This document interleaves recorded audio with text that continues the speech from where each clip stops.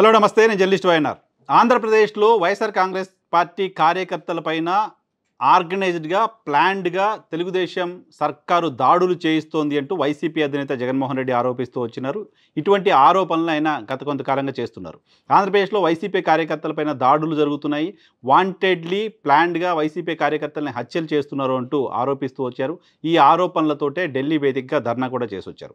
తాజాగా ఆయన కర్నూలు జిల్లాలో కార్యకర్త హత్యకు గురైన నేపథ్యంలో ఆ కుటుంబాన్ని పరామర్శించడం కోసం వెళ్ళారు. వెళ్ళిన సందర్భంగా కొన్ని సంచలన వ్యాఖ్యలు చేశారు జగన్మోహన్ రెడ్డి. జగన్మోహన్ రెడ్డి అధికారం కోల్పోయిన తర్వాత తెలుగుదేశం పార్టీ పైన ఈ తరహా వ్యాఖ్యలు చేస్తూ వస్తున్నారు.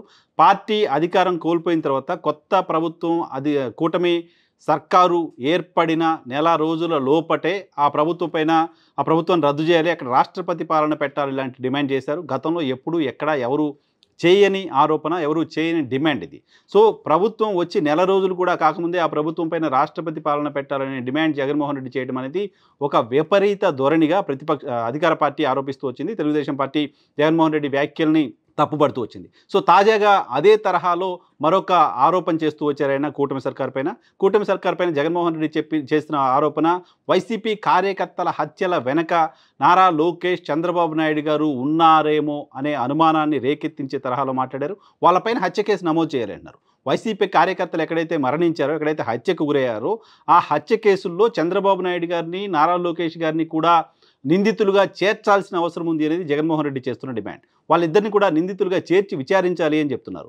రెడ్ బుక్ పేరుతో నారా లోకేష్ రాష్ట్ర వ్యాప్తంగా ప్రచారం చేశారు. సో రాష్ట్ర స్థాయిలో ఒక రెడ్ బుక్, జిల్లా స్థాయిలో ఒక రెడ్ బుక్, మండల స్థాయిలో రెడ్ బుక్, గ్రామ స్థాయిలో మరో రెడ్ బుక్ ఏర్పాటు చేసుకున్నారు. ఇలా రెడ్ బుక్లో రాసుకున్న వాళ్ళ పేర్ల ప్రకారం వాళ్ళపైన దాడులు చేస్తున్నారు.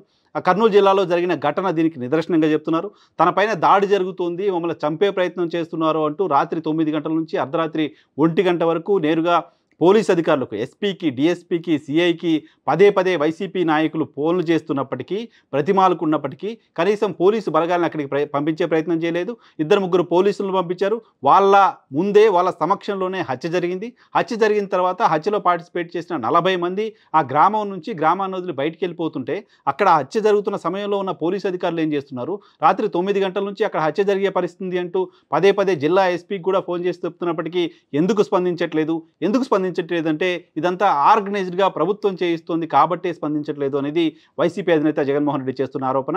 సో వాళ్ళిద్దరిపైన, ముఖ్యమంత్రి పైన, మంత్రి లోకేష్ పైన కేసులు పెట్టి విచారణ చేయాల్సిన అవసరం ఉంది అంటున్నారు. ఎవరైతే నిందితులు ఈ హత్యలో పార్టిసిపేట్ చేసిన నిందితులకు సంబంధించిన ఫోన్ కాల్ డీటెయిల్స్ కూడా చూస్తే ఖచ్చితంగా హత్య వెనక ఎవరున్నారో తెలిసే అవకాశం ఉంటుంది.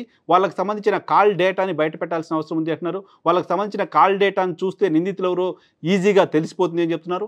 ఎమ్మెల్యేలు పార్టీ కార్యకర్తలతో సమావేశాలు నిర్వహించి హత్యలు చేయండి అంటూ ప్రోత్సహిస్తున్నారు అంటూ జగన్మోహన్ రెడ్డి ఆరోపిస్తున్నారు. సో జగన్మోహన్ రెడ్డి కూటమి సర్కారు పైన చేస్తున్న మరొక తీవ్రమైన ఆరోపణగా దీన్ని చూడొచ్చు. సో ఆంధ్రప్రదేశ్లో జగన్మోహన్ రెడ్డి చేస్తున్న ఆరోపణల్ని పట్టించుకోవాల్సిన అవసరం లేదు అనేది కూటమికి సంబంధించిన నాయకులు, హోంమంత్రి అనిత చెప్తున్నమాట. ఆమె చెప్తున్న దాని ప్రకారం 36 హత్యలు జరిగాయి ఆంధ్రప్రదేశ్లో అంటూ ఢిల్లీకి వెళ్ళి ధర్నా చేశారు.